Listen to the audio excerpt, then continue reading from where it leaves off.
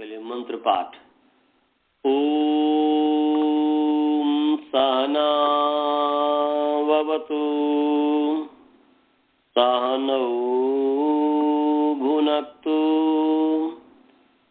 सह वीर्यं करवावहै तेजस्विनावधीतमस्तु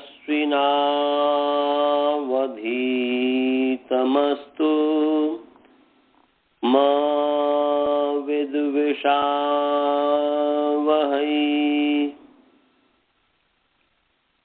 येन धौता गिरः पुंसां विमलैः शब्दवारिभिः तमश्चाज्ञानजं भिन्नं तस्मै पाणिनये नमः। वाक्यकारं वरुरुचिं भाष्यकारं पतञ्जलिं पाणिनि सूत्रकारं च प्रणतोऽस्मि मुनित्रयम्। ओम शांति शांति शांति। आप सभी का प्रथमावृत्ति पाठ में स्वागत है। भगवत कृपा से हम स्थानीय बदादेश विधौ इस सूत्र पर विचार कर रहे थे कि आदेश स्थानीयवद् भवति अलविधिं वर्जयित्वा न तो स्थानीय अलाश्रय विधौ स्थानीय अलाश्रय विधौ। आदेश स्थानीयवत होता है, परंतु स्थानीय अल को आश्रय मान करके जो आदेश होता है उसमें आदेश स्थानीयवत नहीं होता। तो उसमें हम स्थानीयवत आदेश, इसके जो 8 प्रकार के आदेश हैं, धात्वादेश, अंगादेश, कृदादेश, तद्धितादेश, अव्ययादेश, शुभादेश, पिंगादेश, पदादेश, ये हमने पढ़ा दिया था। और अल विधि में जो समास है 4 प्रकार के, अला द्वारा विधि अल विधि तृतीया तत्पुरुष समास, अलह परस्य विधि अल विधि पंचमी तत्पुरुष समास, अलह स्थाने विधि अल विधि षष्ठी तत्पुरुष समास, और अली परतः पूर्वस्य विधि अल विधि सप्तमी तत्पुरुष समास। तो ये हमने जो बताया था, इसमें से क्योंकि स्थानीय अल को आश्रय करके, स्थानीय अल को आश्रय करके जो विधि हो उसमें आदेश स्थानीयवत नहीं होता है। तो उसमें पहला अला विधि, अला द्वारा विधि अल विधि, इस पर हम विचार करेंगे। शायद इस पर ही हमने शुरू किया था, पूरा सिद्धि किया नहीं था, परंतु ये अला द्वारा विधि अल विधि माने अल के द्वारा विधि अल विधि, अल के द्वारा विधि अल विधि। जैसे उदाहरण है महोरस्केन। उदाहरण क्या है जी? महोरस्केन। यही चलेगा ना?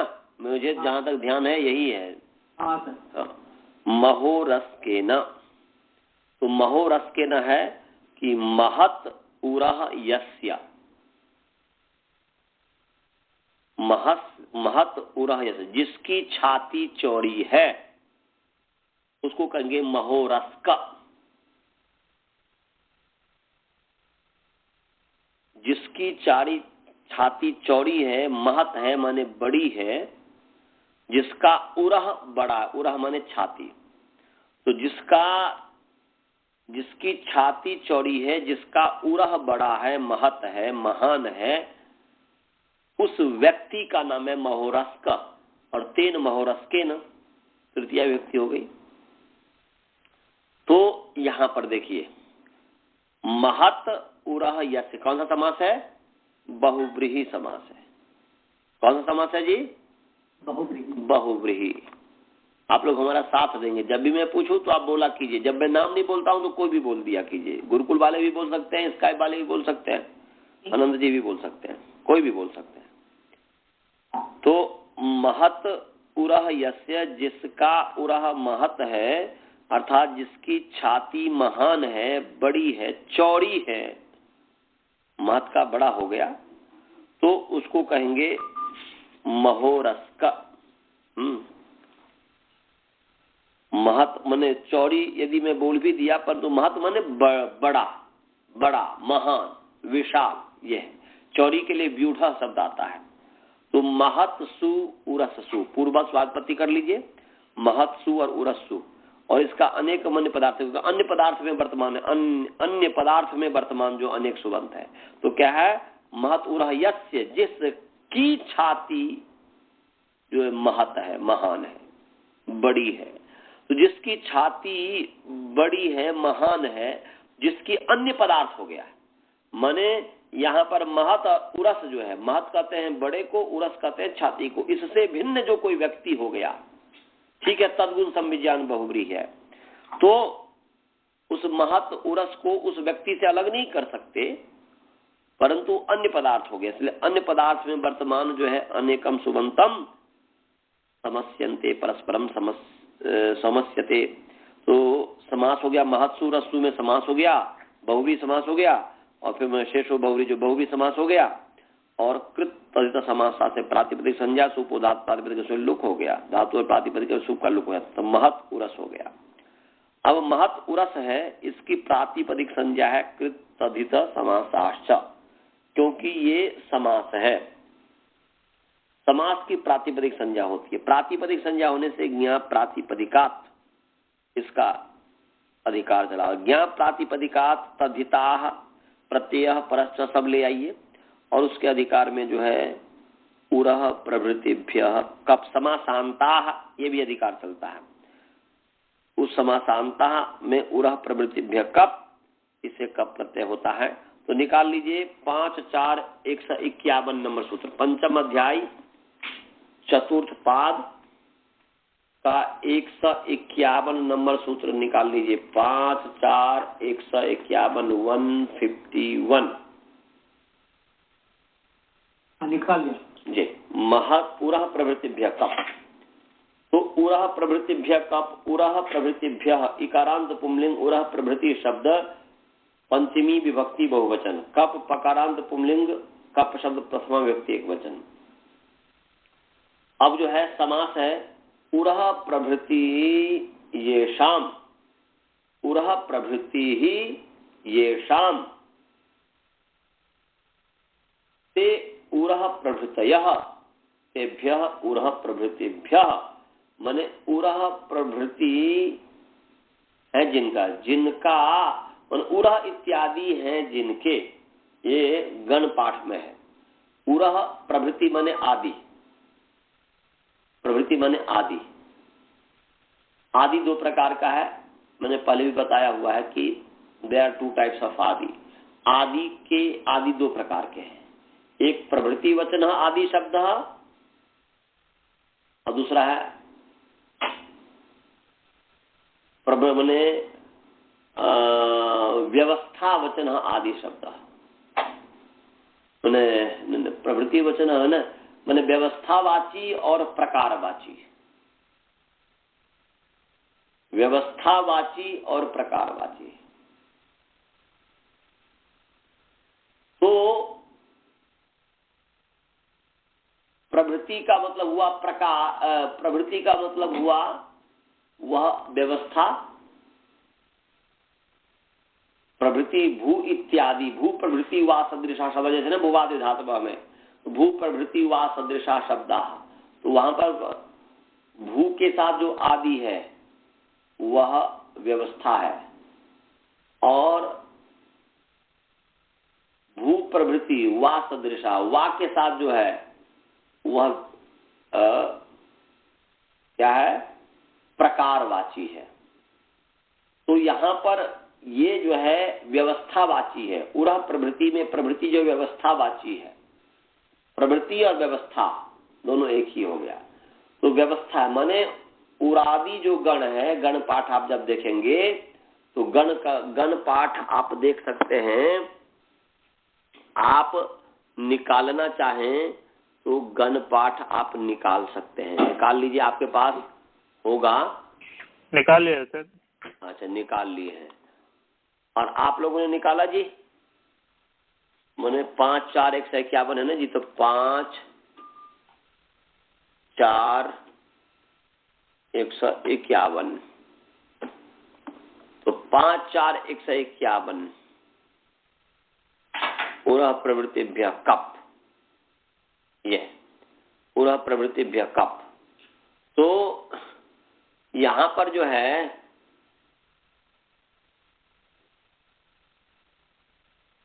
ये जो कर रहे हैं उरः प्रवृत्त्यांतात् बहुव्रीहि का प्रत्यय भवति व्यूढ़म उरः यस्य व्यूढ़ोरस्कः प्रिय सर्पिकः अवमुक्तो पानत्कः पुमान नंगवान पयः नौ लक्ष्मी इति विभक्त्यन्ता पठ्यन्ते न प्रातिपदिकानि तत्र इदं प्रयोजनं योजनान्तव्यं विभाषा इति विकल्प भवति द्विपुमान द्विपुंस्का बहुपुमान बहुपुंस्का उरस। देखिए यहां से शुरू कीजिए। उरस सर्पिस उपान पुमान अनड्वान नौ पयः लक्ष्मी दधि मधु शाली अर्थान नई नयः अनर्थकः। तो ये जो 1 2 3 4 5 6 7 8 9 10 11 12 13 14 उरह से लेकर के अनर्थकः अर्थान नयः अनर्थकः, ये एक गण सूत्र हो गया। तो यहां तक जो है, यहां तक इसके सबका आदि अवयव क्या है? उरस शब्द है ना जी? जी। उरस सबका आदि अवयव है। तो ये जो उरस जो आदि अवयव है, सबका आदि अवयव मैंने कितना मैंने बताया था? एक तो गण सूत्र हो गया, अर्थान में यहाँ अनर्थ का 1 2 3 4 5 6 7 8 9 10 11 12, ये 12 जो शब्द हैं ये व्यवस्थित है ना जी? व्यवस्थित हो गए। तो इसका आदि अवयव उरह, उरह है, उरस है, उरस कोई सबको विसर्ग होता तो उरह। तो उरह आदि अवयव है, उरस आदि अवयव है, जिसके इस 12 का आदि अवयव उरस है। तो उरस से लेकर के अर्थान में अनर्थ का तक ये पूरा हो गया उरह प्रवृत्ति, मैंने उरादिगण हो गया। समझ गए जी? उरादिगण कहें या उरह प्रवृत्ति कहें, मतलब एक ही हो गया। तो उरह प्रवृत्ति इत्यादि शब्द जो हैं इससे कप प्रत्यय होता है, ये कहा है। तो उरह प्रवृत्ति है, आपने गण पाठ देख लिया। अब जो है उरह प्रवृत्ति ऐसा उरह आदि अवयव है जिनके, प्रवृत्ति बने आदि, व्यवस्थित व्यवस्था बाची है। तो उरह आदि अवयव है जिनके वो उरह प्रवृत्ति है, तेभ्य उरह प्रवृत्ति बहुव्रीहि समास हो गया। अब इसमें जो है अनुवृत्ति आ रही है, इसमें जो अनुवृत्ति आ रही है वो आ रही है बहुव्रीहौ की अनुवृत्ति आ रही है,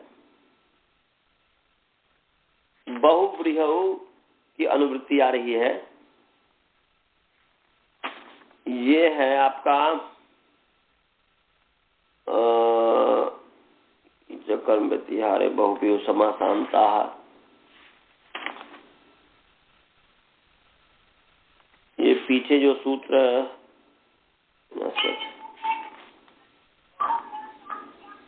बहुव्रीहौ सत्यक्षणो स्वांगात सच, ये 5 4 113 नंबर सूत्र है। बहुव्रीहौ सत्यक्षणो स्वांगात सच मिल गया, इससे बहुव्रीहौ की अनुवृत्ति आ रही है इसमें। और समासांता तो अधिकार है ही इसमें, समासांता अधिकार है। वह समासांता भी अधिकार जो सूत्र है, ये कितने नंबर सूत्र है? 5 4 68, 5 4 68 बोल रहे हैं, 68 ठीक है। 5 4 68 68 समासांता। इसमें समासांता का भी अनुवृत्ति आ रही है, अधिकार सूत्र है। इस समासांता का जो अधिकार है तो ये पाद के समाप्ति पर्यंत तक जाएगा, लास्ट तक निष्प्रभा निश्चय तक जाएगा। तो उरह प्रवृत्ति भी उसके पहले ही है। तो समासांता, समासांता का मतलब है कि समासस्य अंता माने अंतः अवयवा इति, माने अंतः समासस्य अंतः अवयवा या अंतः प्रत्यया इति समासांता। समास का अंतावयव, समास का वो जो प्रत्यय होगा समास का अंतावयव हो जाएगा। तो समासस्य अंताः अवयवाः इति समासान्ताः। इतोपि वक्ष्यमाणः प्रत्ययाः समासान्ताः भवन्ति। इससे आगे कहे हुए जो भी प्रत्यय है वो समासांत है, समास का अंतावयव माना जाएगा। वह जैसे आप अभी तक क्या पढ़ते आए हैं, भागः, भागः आपने पढ़ा, तो भागः में आपने क्या पढ़ा जी, भागः में भज है और घई है, तो घई भज का अवयव नहीं है, कि है जी। भागा जो आपने सिद्धि किया उसमें भज धातु से जो घई प्रत्यय हुआ, घई क्या भज का अवयव है? नहीं, वो अलग है। घई भाव अर्थ में है, भज अलग है, दोनों अलग अलग है ना जी। तो यहाँ पर ये करें तो समास से जो प्रत्यय होगा, बहुव्रीहि समास में का प्रत्यय किया है, तो समास बहुव्रीहि समास में कहा है तो प्रत्यय होगा, वह प्रत्यय या कोई भी आगे जो भी प्रत्यय होंगे तो समास, समासांता का समास से ही प्रत्यय होंगे। तो समास जो शब्द है उस समास से जो प्रत्यय होंगे वह प्रत्यय समास का ही अवयव माना जाएगा, उससे अलग नहीं माना जाएगा। इसका मतलब क्या हुआ, उसी अर्थ में वह प्रत्यय हुआ, उससे अलग स्वतंत्र उसका अर्थ नहीं है। यही मतलब हुआ ना जी। तो इसमें बहुब्रीहि की अनुवृत्ति आ रही है। बहुब्रीहि सक्सेसनो स्वांगात से समासांता का अधिकार चल ही रहा है, तद्धिता का अधिकार चल ही रहा है, ज्ञान प्रातिपदिक का अधिकार चल ही रहा है, प्रत्यय प्रसंग का चल ही रहा है। तो क्या अर्थ हो गया, बहुब्रीहि समासे, ऐसा बहुब्रीहि सप्तमी है तो क्या बहुब्रीहि समासे पुरः प्रभृतिभ्यः प्रातिपदिकेभ्यः, पुरः प्रभृतिभ्यः प्रातिपदिकेभ्यः। तो उरः प्रभृतिभ्यः प्रातिपदिकेभ्यः का मतलब क्या हुआ, तो यहां पर उरः प्रभृति विशेषण है प्रातिपदिक का, तो अर्थ हो गया उरः प्रभृत्यंत प्रातिपदिक, ऐसा अर्थ हो गया। उरः प्रभृतिभ्यः प्रातिपदिकेभ्यः का विशेषण है, इसलिए तंद विधि होगी, ये विधि संत से तंद विधि होगी, इसलिए अर्थ हो गया उरः प्रभृत्यंतेभ्यः। क्या हो जाएगा जी, उरः प्रभृत्यंतेभ्यः, त्यंत है ना जी, तो त्यंत रामेभ्यः त्यंतेभ्यः, तो उरः प्रभृत्यंतेभ्यः प्रातिपदिकेभ्यः परः समासान्तः कप प्रत्ययो भवति। बहुब्रीहि समासे, या बहुब्रीहि को सप्तमी पहले ले आइए, बहुब्रीहि समासे उरः प्रभृत्यंतेभ्यः प्रातिपदिकेभ्यः समासान्तः कप प्रत्ययो भवति। समझ गए अर्थ जी। फिर मैं बोल रहा हूं, बहुब्रीहि समासे उरः प्रभृत्यंतेभ्यः प्रातिपदिकेभ्यः परः समासान्तः कप प्रत्ययो भवति। मने उरः प्रभृति, उरः इत्यादि बहुब्रीहि समास में उरः इत्यादि प्रातिपदिक से परे समास का अंतावयव कप होता है, कप प्रत्यय होता है, इसलिए समासांत का प्रत्यय होता है। ये हुआ। गुरुकुल वाले को समझ में आया जी? मनीष जी आप लोग समझे? नहीं समझे तो हाँ, ये कप प्रत्यय हुआ है उरः प्रभृत्यादि, उरः प्रभृत्यंत शब्द से, मन उरः अंता, मन उरः अंतावयव है जिसके ऐसे शब्द, जैसे महत उरो यस, तो महत उरस है ना जी, तो महत उरस उरः अंतावयव वाला महत उरस है, मन उरसंत हो गया यहाँ पर, ऐसे और भी होगा तो वैसा हो जाएगा। तो उरः इत्यादि अंत वाले अंतावयव वाला जो प्रातिपदिक महत उरस हुआ उससे परे कप प्रत्यय होगा, परंतु वह कप महत उरस का ही अवयव माना जाएगा, तो महत उरस कप हो गया। समझ गए? इतना सभी को समझ में आ गया? इतनी स्थिति महत उरस कप। अब इस स्थिति में महत उरस कप, इस स्थिति में अनमहतः समानाधिकरण जातीययोः, ये प्रत्यय हुआ, इससे महत के तौ का आ हो गया है, निकालिए। 6-3-44 छठा अध्याय तीसरा पाद का 44 नंबर सूत्र है। छठा अध्याय तीसरा पाद, छठा अध्याय, तीसरा पाद का 44।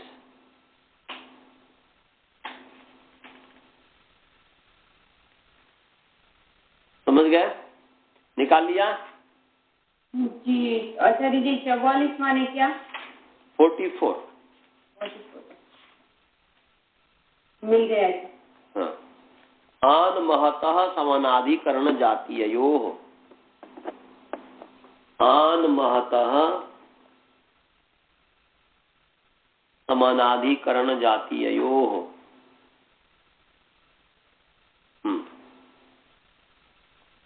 आन महतः समानाधिकरण जातीययोः, ये आन महतः समानाधिकरण जातीययोः में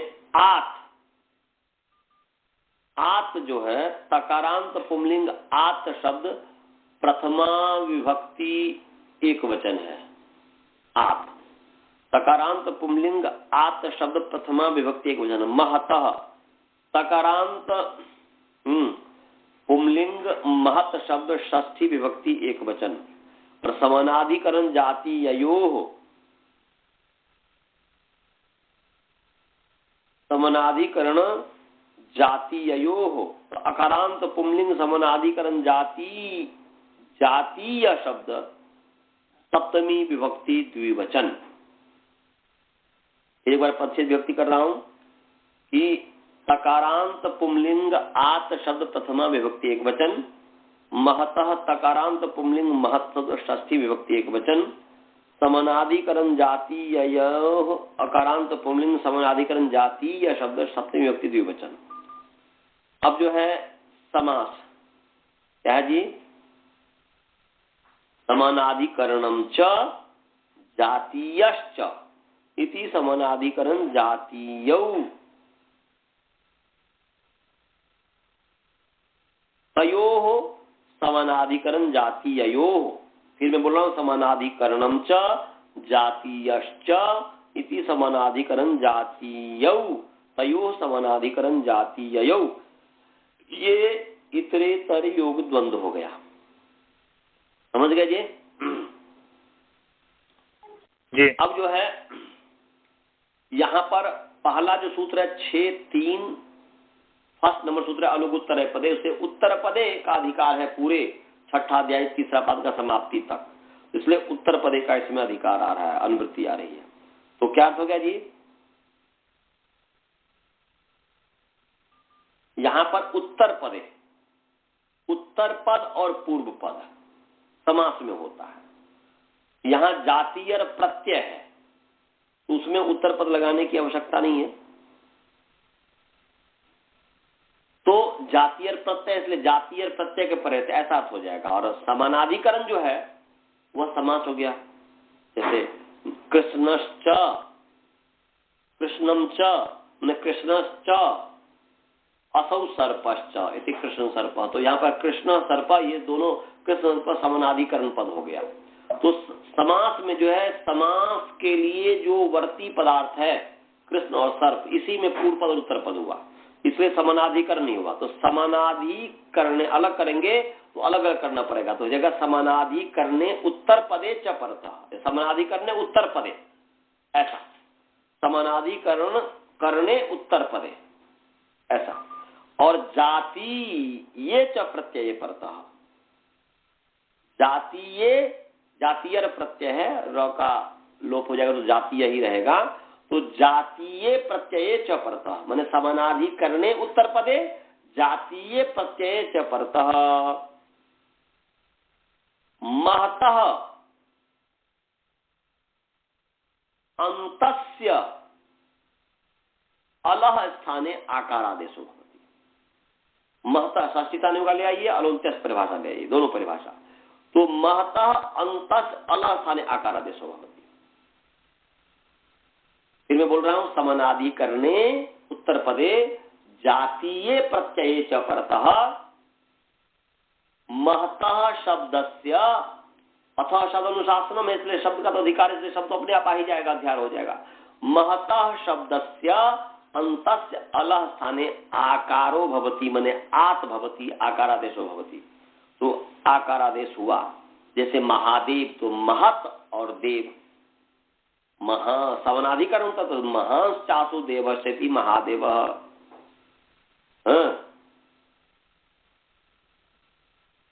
महांस चासु देवस्यति महादेव, महांस चासु ब्राह्मणस्यति महाब्राह्मण, महांस चासु बाहु सेति महाबाहु, महांस चासु बल सेति महाबल।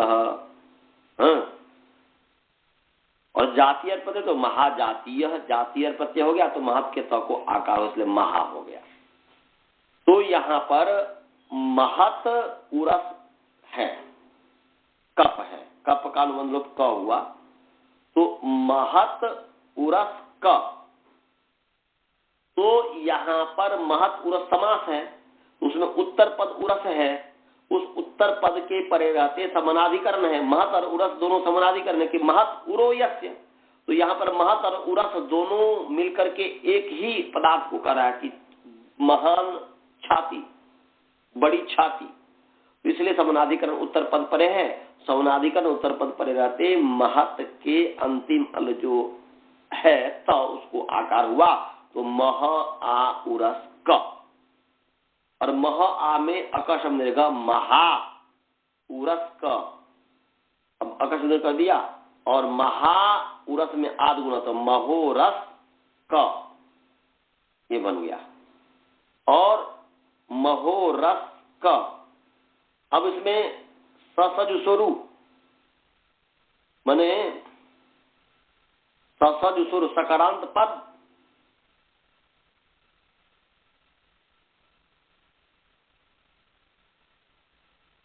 सजु स्वरूप क्या था जी? सजु सकारांत पर सजु सकार को रू होता है।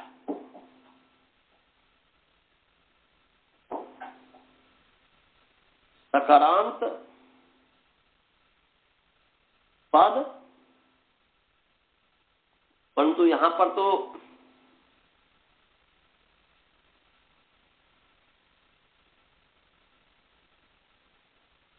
यहां पर जो रू हुआ है कि महोरस और क है, महोरस का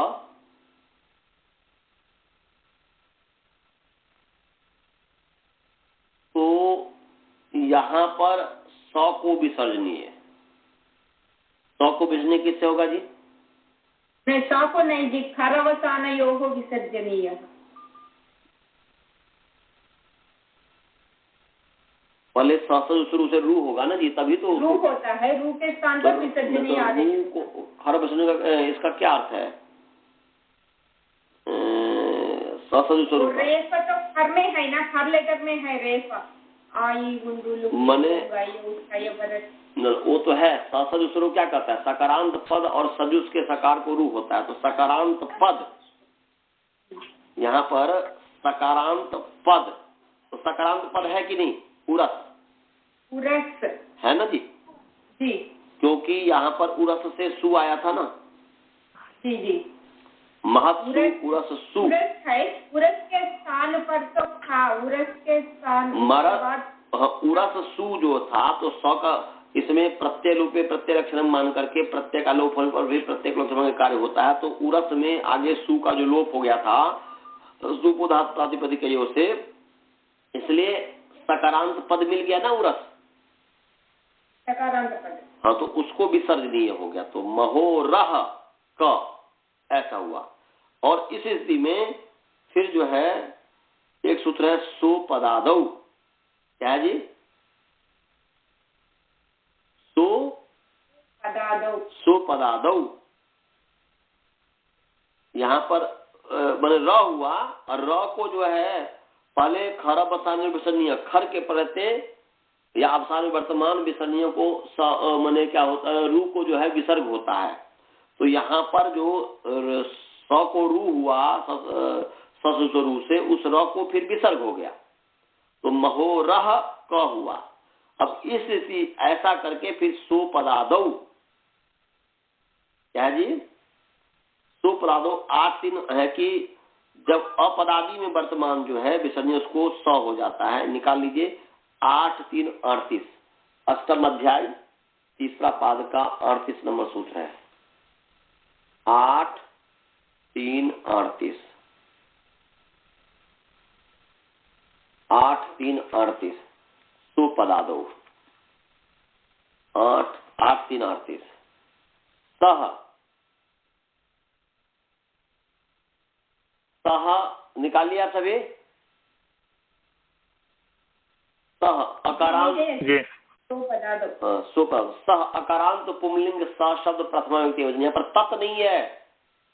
श्रवण जी, मनीष जी और बालबो जी सब सुन, ये सह अकारांत है। अकारांत पुंलिंग स शब्द प्रथमा व्यक्ति एक वचन है। इस स शब्द का अनुकरण किया, यहाँ पर तत् नहीं है, स शब्द पढ़ा हुआ है। और अपदादो इकारांत पुंलिंग अपदादि शब्द सप्तमी व्यक्ति एक वचन। अब समास है अपदादि में, पहले पदस्य आदि ही पदादि, पद का आदि अवयव पदादि हो गया, पद का आदि अवयव पदादि हो गया। और न पदादि ही अपदादि ही तस्मिन अपदादो, इन्हें समास हो गया।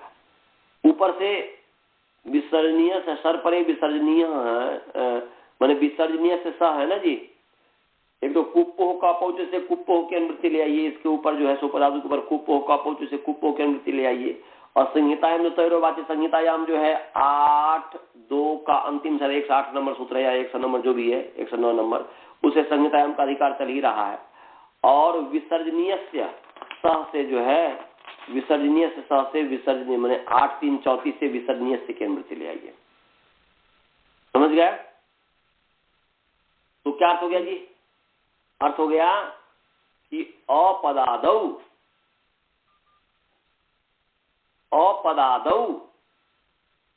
कुप्पोह है ना जी। कुप्पोह ऊपर जो अनुवृत्ति आ रही है कुप्पोह जो है सप्तमी विभक्ति, कुप्पोह, हाँ सप्तमी विभक्ति द्विवचन है। कुप्पोह सप्तमी विभक्ति द्विवचन तो मैंने कौ, ऐसा अर्थ हो गया। कुप्पोह माने कौ परतः पौ परतः अपदादौ, यदि एक ही करेंगे तो अपदादौ कौ परतः पौ परतः च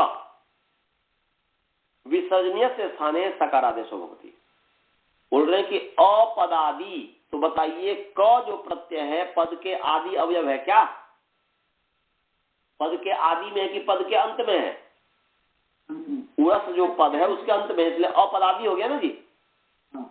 तो पद के आदि अवयव से भिन्न माने पद के माने अपदादौ कौ परतः, अपदादि कवर्ग के परे रहते या अपदादि पवर्ग के परे रहते, दोनों में से कोई भी होना चाहिए, दोनों में से कोई।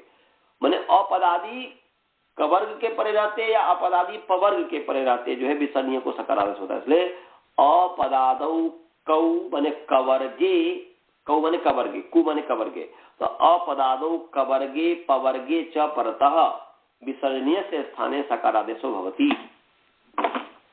समझ गए आप जी? अपदादौ कवर्गे पवर्गे च परतः विसर्जनीय से स्थाने सकारादेशो भवति। तो अपदादि कवर्ग परे है तो विसर्जनीय को जो है स हो गया, तो महोरस क हो गया। और महोरस का पूर्वता ले आइए, ता का भेज टांग का स्वामीनाथ से आप बताया हूं कि नहीं पहले? तृतीय व्यक्ति सिद्धि पहले की है कि नहीं कभी? आनंद जी, तृतीय सिद्धि हमने किया कि नहीं? तृतीय विभक्ति की, लेकिन तांग सिंह स्वामीनाथ ये पढ़ा है मेरे ख्याल में।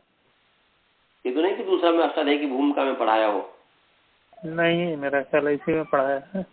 इससे पता चल जाएगा, इससे पूछता हूँ गुरुकुल वाले से। टांग का स्वामीनाथ से पढ़ाया हूँ क्या? पढ़ाया जी आपने? पढ़ाया हूँ तो हो गया। केना के सिद्ध है पढ़ा, बस हो गया, तब वो तो हो गया। टाक से जो है टाको इन हो गया, महोरस का इन किया ना उसके समय भी पुरुषई में तो भीतर पढ़ाया होगा। और टागत से जो है केन की सिद्धि में किया होगा, केन की सिद्धि में किया होगा। महोरस का इन, टाको इन हो गया, फिर यथासंख्य से टाको इन, दसी को आत, गस को से हो जाता है। तो की न हो गया, आदगुण हो गया, महोरस के न बन गया। समझ गए जी? अब यहां पर जो आपको समझना है कि भाई ये सूत्र की बात यहां पर कहां आई, ये सूत्र कहां लगा, ये सूत्र यहां पर कहां लगा, क्योंकि अब यहां पर जो है, यहां पर स्थानीय बदासन विधि में जो अला द्वारा विधि अल विधि, इसको जो करना है, इसको समझना है। तो क्या है,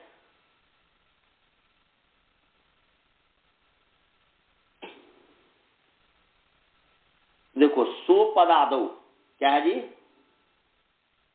सुपदादो, सुपदादो आपने क्या कहा था कि अपदादि कवर्ग या अपदादि पवर्ग पर रहते विसर्जनीय को सकार होता है। तो अपदादि कवर्ग है यहां पर महोरस के न में, क जो है क महोरस का है, तो अपदादि कवर्ग पर है, तो सौ को क्या हो गया है, विसर्जनीय के स्थान में स हुआ है। ये आपको मैंने पीछे पढ़ा दिया था, समझ में आ गया इतना। अब यहां पर जो है स्थानीय बदादेश नल विधौ आदेश स्थानीवत भवती, तो यहां पर स जो आदेश हुआ विसर्जनीय के स्थान में, वह स्थानीय के समान हो गया। तो इसके समान हो गया जी, विसर्ग के समान हो गया। ये जो स हो गया, अभी ध्यान से सुनेंगे, ये जो स हो गया, ये क्या हो गया, विसर्जनीय के समान हो गया। तो यहां पर विसर्ग दिख रहा है। तो अब जब विसर्ग दिख रहा है तो एक सूत्र है अट को पुआंग नुम व्यवाएपी, निकालो 8 4 2, निकालो जी 8 4 2, अष्टम अध्याय चतुर्थ पाद का दूसरा नंबर सूत्र। अट को पुआंग नुम व्यवाएपी निकाल लिया सभी, गुरुकुल वाले निकाल लिए जी? हाँ निकाल लिया। तो अट कुप्वांग नुम व्यवाएपी, देखो अट कुप्वांग नुम व्यवाये पदच्छेद, अकारांत तो पुंलिंग अट कुप्वांग नुम व्यवाय शब्द सप्तमी व्यक्ति एक वचन अपि अव्यय समास, अट च कुश्च पुश्च आंग च नुम च इति अट कुप्वांग नुमः, ये इतरेतर योग द्वंद्व हो गया। फिर मैं बोल रहा हूं, अट च कुश्च पुश्च आंग च नुम च इति अट कुप्वांग नुमः इतरेतर योग द्वंद्व। अब अट कुप्वांग नुमः के साथ व्यवाय का समास है, तृतीय समास है कि अट कुप्वांग नुमैः व्यवायः इति अट कुप्वांग नुम व्यवायः। फिर मैं बोल रहा हूं, अट कुप्वांग नुमैहि, नुमैहि में गलत बोल दिया, नुमैहि नहीं होगा, नुम भी कीजिए क्योंकि बकारांत है ना जी, नुम गलत में बोल दिया। और नुमैहि कहा तो अकार उच्चारणार्थ समझ करके उसको गलत नहीं समझिएगा, मेरे मुख से निकल गया वो नुमैहि, तो उसमें अकार उच्चारणार्थ मात्र है, ये करके समाधान कर लीजिएगा। तो वैसे मेरा प्रयास यही रहता है कि जो है जैसा उसको उसी रूप में किया जाए, परंतु मैंने बोल दिया तो कोई गलत नहीं है, इस चीज को ध्यान में रखिएगा। तो उच्चारणार्थ करके समाधान कर लेंगे। तो अट कुप्वांग नुम भी ऐसा कीजिए, सही अच्छा ये है, अट कुप्वांग नुम भी व्यवायः इति अट कुप्वांग नुम व्यवायः तस्मिन् अट कुप्वांग नुम व्यवायेपि, ये क्या हुआ, इतरेतर योग द्वंद्व गर्भ तृतीया तत्पुरुष समास। समास सभी को समझ में आया जी? सभी समझ गए जी? आ गया जी। गुरुकुल वाले को समझ में आया समास? पहले अट कुप्वांग नुम में इतरेतर योग द्वंद्व है, अट च कुश्च पुश्च आंग च नुम च अट कुप्वांग नुम इतरेतर योग द्वंद्व हो गया। और फिर अट कुप्वांग नुम भी व्यवायः इति अट कुप्वांग नुम व्यवायः तस्मिन् अट कुप्वांग नुम व्यवाये, ये तृतीय तत्पुरुष समास हो गया। मैंने द्वंद्व इतरेतर योग द्वंद्व गर्भ तृतीय तत्पुरुष समास हो गया, ये हो गया। समास समझे जी, बालबोध जी, श्रवण जी, मनीष जी, सभी को समझ में आया? हाँ, अब देखो व्यवाय कहते हैं व्यवधान को। व्यवाय का मतलब क्या होता है जी? व्यवधान, दो के बीच में, माने विजातीय तत्व का जो है, विजातीय पदार्थ का व्यवाय होता है। यदि मनुष्य है, उसके बीच में गाय आ गई या आ गया, तो वह दो मनुष्य के बीच में व्यवाय हो गया। व्यवाय माने व्यवधान। व्यवाय का मतलब क्या होता है जी? व्यवधान। तो अर्थ क्या हो गया? अट के द्वारा व्यवाय होने पर, कवर्ग के द्वारा व्यवाय होने पर, पवर्ग के द्वारा व्यवाय होने पर, आंग के द्वारा व्यवाय होने पर, नुम के द्वारा व्यवाय होने पर भी, अपि माने भी, क्या? ऊपर से रसाभ्याम नोना समान पदे की अनुमति आ रही है। ऊपर से रसाभ्याम नोना समान पदे जो है, इससे रसाभ्याम नोना की अनुमति आ रही है, समान पदे की नहीं, रसाभ्याम नोना की अनुमति आ सकती है। रसाभ्याम नोना क्योंकि जो है सब समान पद ही है। तो रसाभ्याम नोना समान पदे की अनुमति आई तो क्या हो गया कि अट के द्वारा व्यवधान हो, कवर के द्वारा व्यवधान हो, नुम के द्वारा व्यवधान हो, आंग के द्वारा व्यवधान हो, तब भी जो है रेफ और शकार से उत्तर नकार के स्थान में नकार हो जाता है समान पद में। समान पद में तो अर्थ हो गया कि रेफ शकाराभ्याम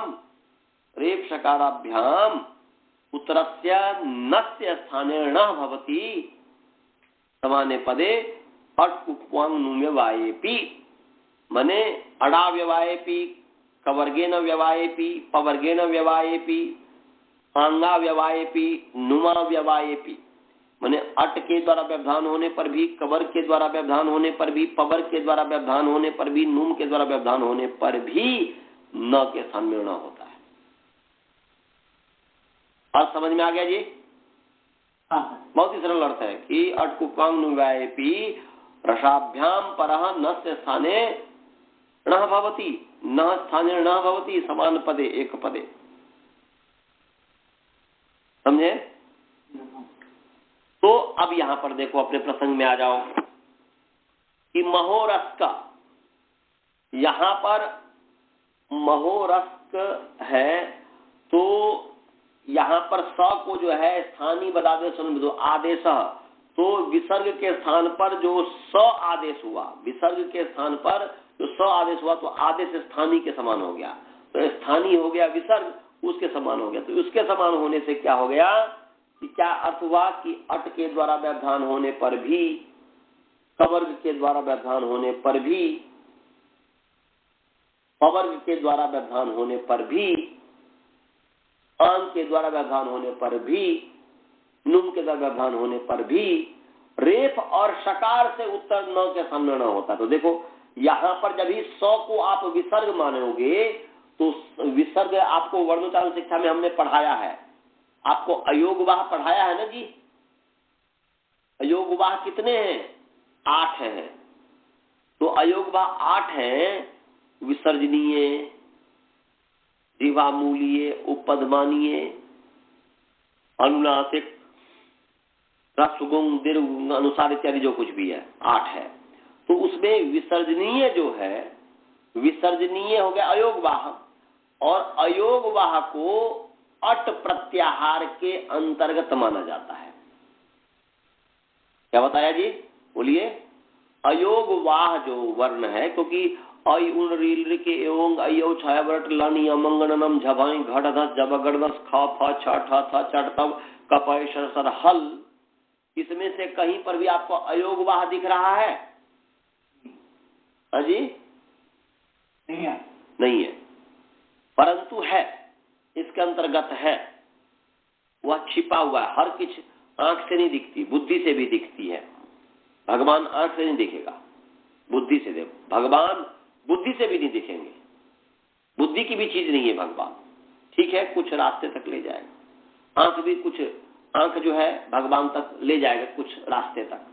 तो यदि वो भी बुद्धिमान व्यक्ति के लिए कि कार्य को देख करके कारण का ज्ञान, कार्य को देख करके कारण का ज्ञान।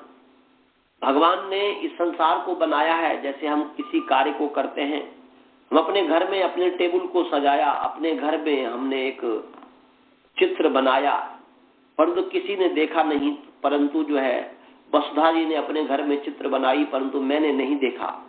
तो वहां पर हमने चित्र के घर में जब गए तो चित्र को देख करके हमने चित्र बनाने वाले का ज्ञान कर लिया कि चित्र तो अपने आप नहीं बन सकता।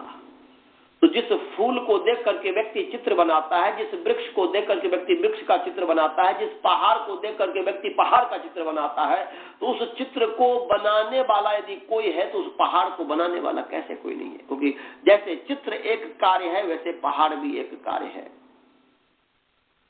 जैसे यदि कोई व्यक्ति एक बांध बांधता है नदी में तो वह एक कार्य है, वैसे नदी भी एक कार्य है।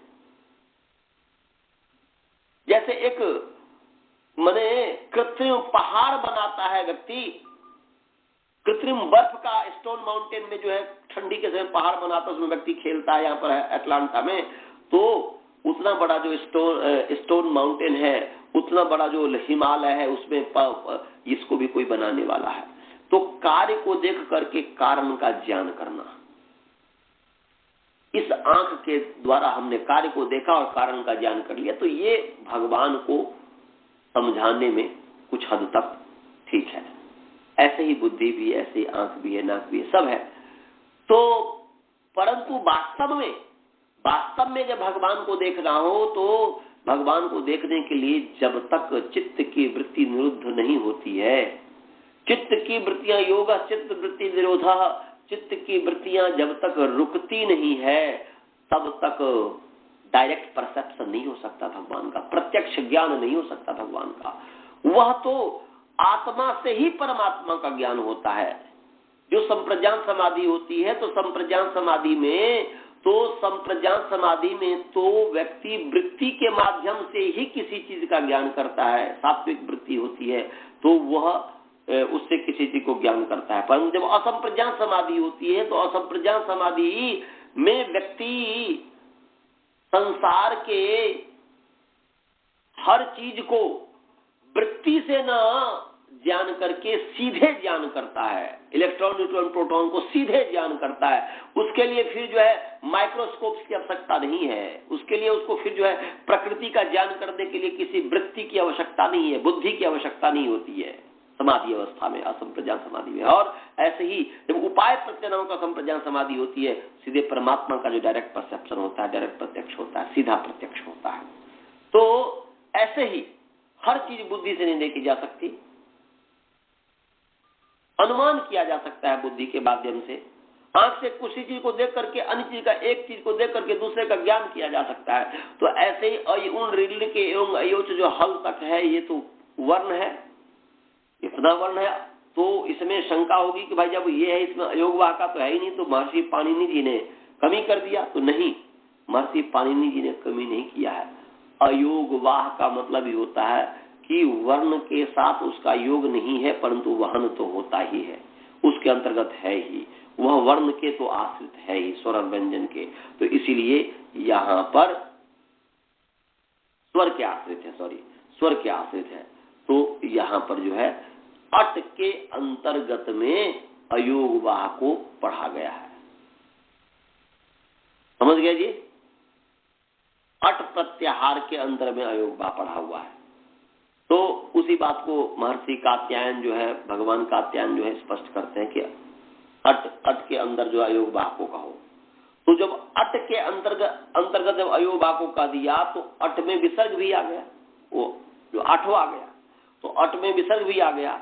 तो अट के द्वारा व्यवधान होने पर भी, मैंने विसर्ग यहाँ पर दिख रहा है स्थानीय बराबर में होकर के, तो यहाँ पर अट दिख रहा है, तो मैंने विसर्ग दिख रहा है, तो अट के द्वारा व्यवधान है। और क है ही, केन का क है, कवर के द्वारा भी व्यवधान है, तभी न को न प्राप्त है। महोरस केन न को न प्राप्त है, महोरस केण ऐसा प्राप्त है, अनिष्ट सिद्धि प्राप्त हो रहा है, न को न हो रहा है।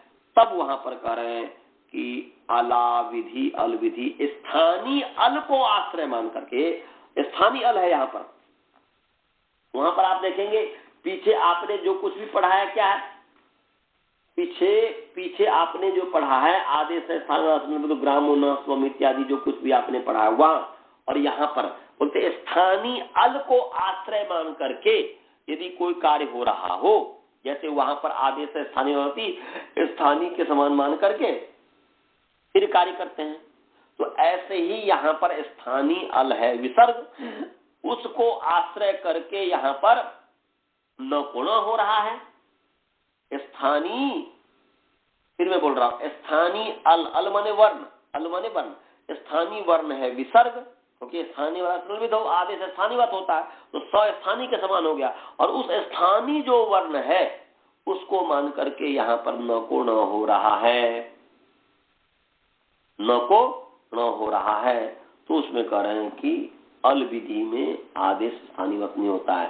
अल को निमित्त मान करके अलाश्रय विधि है, अल को आश्रय करके यहाँ पर न के स्थान पर न किया जा रहा है, तो अलाश्रय विधौ आदेश स्थानीयवत न भवति, माने अला विधि विधौ आदेश स्थानीयवत न भवति, अल के द्वारा विधि में आदेश स्थानीयवत नहीं होता है।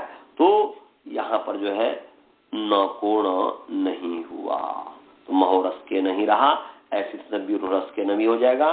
व्यूढ़ उरह व्यूढ़ उरह यस्य व्यूढ़रस का तेन व्यूढ़रस के न, तो ये चौड़ी छाती है जिसकी, उसके द्वारा, तो ये हो गया। समझ में आया जी? अला विधि आप लोगों को समझ में आया? याद है जी। गुरुकुल वाले को समझ में आया? हाँ जी, श्रवण जी, बालबोध जी, मनीष जी, विद्यानंद जी, जो जितने भी विद्यार्थी हैं सभी को समझ में आया?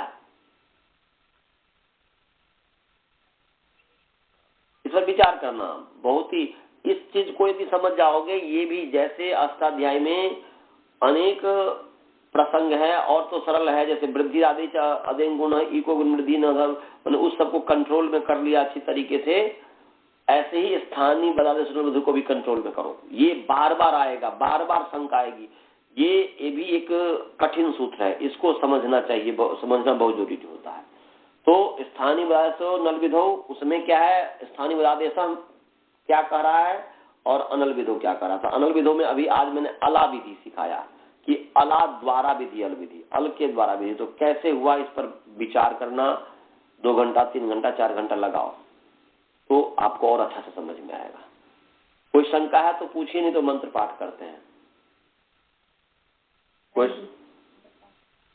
मंत्र पाठ करें? अनंत जी आपको समझ में आ गया?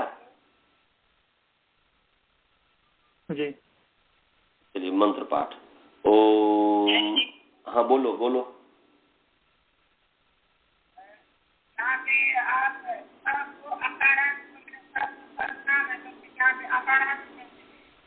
नहीं, सह वहां पर सर्वनाम नहीं है, वो तत्व का नहीं है। जैसे कोई स बोला तो स जो है दंती स जो है, दंत स जो होते हैं तालब्य स, तो स जो है दंत स, तो दंत स क्या सर्वनाम है? बोलो बोलो ना जी। दंत सकार सर्वनाम है क्या? वो सकार यहां पर लिया गया है। हाँ, तत्व वाला नहीं है। और कोई शंका? चलिए मंत्र पाठ। ओम पूर्णमदः पूर्णमिदं पूर्णात् पूर्णमुदच्यते पूर्णस्य पूर्णमादाय पूर्णमेवावशिष्यते। ओम शांति शांति शांति। नमस्ते। नमस्ते।